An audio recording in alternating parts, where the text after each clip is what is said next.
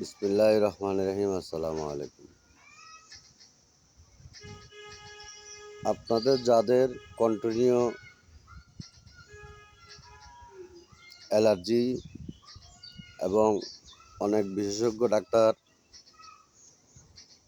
দেখিয়েছেন এবং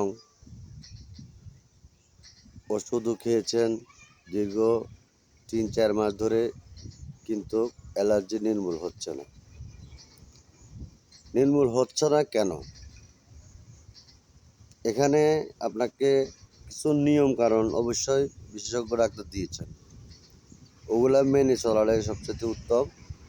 ওই কারণেই আপনারা হয়তো সঠিকভাবে নিয়ম কারণগুলো মানছেন না, বিদায় আপনার অ্যালার্জি ভালো হচ্ছে না।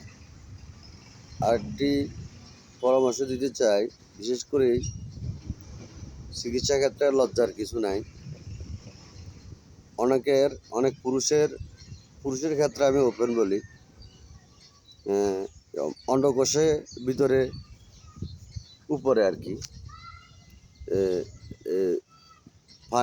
ফানির মতো দানা দানা উঠে, তো এটা চুলকাতে এটা ভালো হয়ে যায় ওষুধ খাওয়ার মাধ্যমে, আবার হয়। তো এইভাবে বারবার ৩-৪টা করে ৫-৬টা অনেকের উঠে। এগুলো হওয়ার কারণ কি? তো এগুলো নির্মূল করতে হলে আপনার শরীরের চিপা চাপাগুলো আর কি, যেমন আঙ্গুলের চিপা চাপা, তারপর বগলের তলে, রানের চিপায়, অন্ডকোষের চিপায়, অন্ডকোষ পুরুষাঙ্গের নিচে ভালো করে বাংলা সাবান অথবা নিম পাতা সাবান যদি থাকে, মানে জীবাণুমুক্ত সাবান দিয়ে পরিষ্কার পরিচ্ছন্ন রাখবেন এবং আপনার পাকস্থলীটাও পরিষ্কার করবেন ভালোভাবে সাবান দিয়ে, তাহলে হয়তো নির্মূল হতে পারে। তাছাড়া যারা দীর্ঘদিন বিশেষজ্ঞ ডাক্তারের পরামর্শে ট্যাবলেট খাচ্ছেন, মলম লাগাচ্ছেন, কিন্তু অ্যালার্জি নির্মূল হচ্ছে না, সেই ক্ষেত্রে আপনি চাইলে আমার একটা পরামর্শ নিতে পারেন।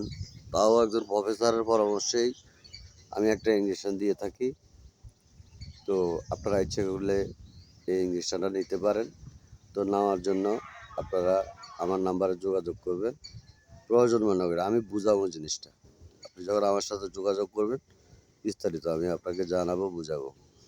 আমার নাম্বার 01814772105।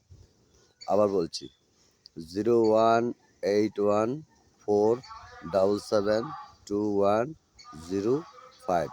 এই নাম্বারে যোগাযোগ করবেন, ইনশাল্লাহ একটা পরামর্শ পাবেন এবং সমাধানও পাবেন।